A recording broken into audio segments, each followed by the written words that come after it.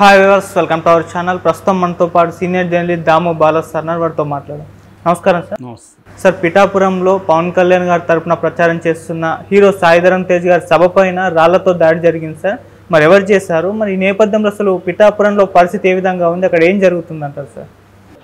Sai Dharam Tej convoy మీద వేశారు. యాక్చువల్గా అది సాయి ధరమ్ తేజ్ని అటాక్ చేయడానికే వేసినారనేది అర్థమవుతుంది. యాక్చువల్గా సాయి ధరమ్ తేజ్ గొల్లపర్రు అనే గ్రామం నుంచి కాన్వాయ్ బయటికి వెళ్తున్న క్రమంలో ఆయన మీద రాయేసినట్టు తెలుస్తుంది. ఆల్రెడీ అక్కడ టపాసులు కాల్చి గొడవ చేయడానికి కూడా వైసీపీ కార్యకర్తలు ట్రై చేశారు. సో ఈ క్రమంలో ఆయన మీద దాడి చేయడానికి రాళ్ళు వేస్తే అది వేరే ఒక కుర్రవాడికి తగిలింది. ఆ కుర్రవాడికి బాగానే గాయమైంది. గవర్నమెంట్ హాస్పిటల్కి తీసుకెళ్లారు జనసేన కార్యకర్తలు. సో దీంతో కొంతమందిని అదుపులోకి తీసుకొని ప్రశ్నిస్తున్నట్టుగా తెలుస్తుంది. సో అంటే మనకి ఇక్కడ ఓవరాల్గా ఏంటంటే ఇది ఒక సంఘటన మాత్రమే కాదు, దీని వెనక ఒక కాన్ఫ్లిక్ట్ క్లియర్గా తెలుస్తుంది. అక్కడ అంటే ఇటు కాకినాడలో ఎంపీగా ఉదయ్ శ్రీనివాస్ చేస్తున్నాడు, అక్కడ పిఠాపురంలో పవన్ కళ్యాణ్ చేస్తున్నాడు. వీళ్ళిద్దరి తరపున అనేక మందిని దించుతున్నారు. ఫస్ట్లో ఏమో జబర్దస్త్ వాళ్ళు వచ్చారు, కొంతమంది సీరియల్ నటులు వచ్చారు, తర్వాత కొరియోగ్రాఫర్స్ వచ్చారు, ఇలాగా వస్తున్నారు. అది కాకుండా చిరంజీవి ఫ్యామిలీ నుంచి కూడా నటుల్ని అందరినీ కూడా రప్పిస్తున్నట్టు కనబడుతుంది వరుసగా. మనం వరుణ్ తేజీ వచ్చాడు, వాళ్ళ మదర్ ఆమె కూడా చేసింది, నాగబాబు భార్య. ఇప్పుడు సాయి ధరమ్ తేజ్ వస్తున్నాడు. సాయి ధరమ్ తేజ్ మనకు తెలుసు చిరంజీవి వాళ్ళ సిస్టర్ వాళ్ళ కొడుకు. సో ఇక్కడ క్లియర్గా ఏంటంటే పవన్ కళ్యాణ్కు అక్కడ కొంత టఫ్ సిచ్యువేషన్ ఉందనేది అక్కడ నుంచి వస్తున్న మనకి రిపోర్టు. అంత ఈజీ సునాయాసంగా గెలిచే పరిస్థితే పవన్ కళ్యాణ్ లేడు, చాలా టఫ్గా ఉంది.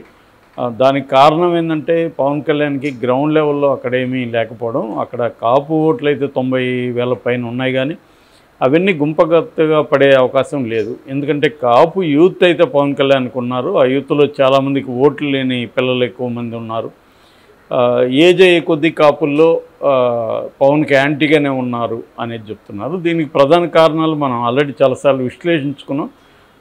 ఎందుకంటే పవన్ కళ్యాణ్కి పవర్ షేరింగ్ ఉంటుంది, పవన్ కళ్యాణ్కి కనీసం ఒక 50 సీట్లు జనసేనకి ఇస్తారు అన్నది ముందుగా నమ్మించారు వీళ్ళే. పవన్ కళ్యాణ్, చంద్రబాబు వీళ్ళే పవన్ కళ్యాణ్కి పెద్ద ఎత్తున ఇంపార్టెన్స్ ఇవ్వడం చంద్రబాబు.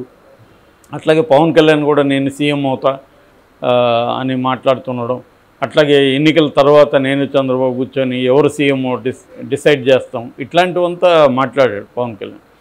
అంటే క్లియర్గా ఏంటంటే కనీసం ఒక టర్మ్ అన్న పవన్ కళ్యాణ్ సీఎం ఉంటాడేమో అనే ఒక నెరేటివ్ని బయటకు వదిలి నమ్మించారు.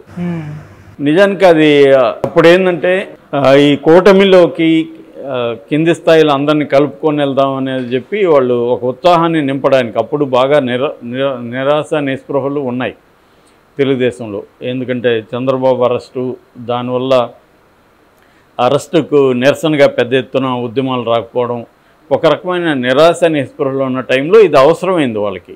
ఏది పవన్ కళ్యాణ్కి పెద్ద ఎత్తున ఇంపార్టెన్స్ ఇస్తున్నారన్న నెరేటివ్ అవసరమైంది. దాని తర్వాత అవసరం పోయింది, అది ఉత్సాహం వచ్చింది, జనం బాగా సభలకు రావడం ఇవన్నీ చేశారు. మెల్లగా ప్రాక్టికల్గా వచ్చారు. ప్రాక్టికల్గా పవన్కు ఉన్న బలం ఎంత, 6% కూడా లేదు ఓట్లు, ఒకే ఒక సీట్ వచ్చింది. సో దాన్ని బట్టే చంద్రబాబు కానీ పవన్ కళ్యాణ్ కానీ ప్రాక్టికల్గా థింక్ చేయడం మొదలుపెట్టారు. ఇందులో పవన్ కళ్యాణ్కి ఎటువంటి ముఖ్యమంత్రి కానీ ఉప ముఖ్యమంత్రి కానీ ఇచ్చే పరిస్థితి లేదు అనేది కూడా తేల్చి చెప్పేశాడు లోకేష్ కూడా. దీంతో ఒక్కసారిగా జన సైనికుల్లో ఒక నిరాశ మళ్ళీ మొదలైంది. దీనివల్ల ఇప్పుడు మేజర్ ప్రాబ్లం ఏంటంటే పవన్ కళ్యాణ్కి అక్కడ గెలుపు అనేది చాలా టఫ్గా మారిపోయింది. మొత్తంగా జనసేన ఓట్లు టీడీపీకి పడతాయి, కానీ టీడీపీ ఓట్లు జనసేనకు పడతాయా అన్న ఒక ప్రశ్న అయితే అందరిలో ఇవాళ మొదలైంది. ఎందుకంటే టీడీపీ చాలా చోట్ల టీడీపీ వాళ్ళు జనసేన నాయకుల్ని అవమానపరచడం, వాళ్ళని ఆ మధ్య కూడా స్టేజ్ మీద తోసేసిన వీడియోలు చూసాము.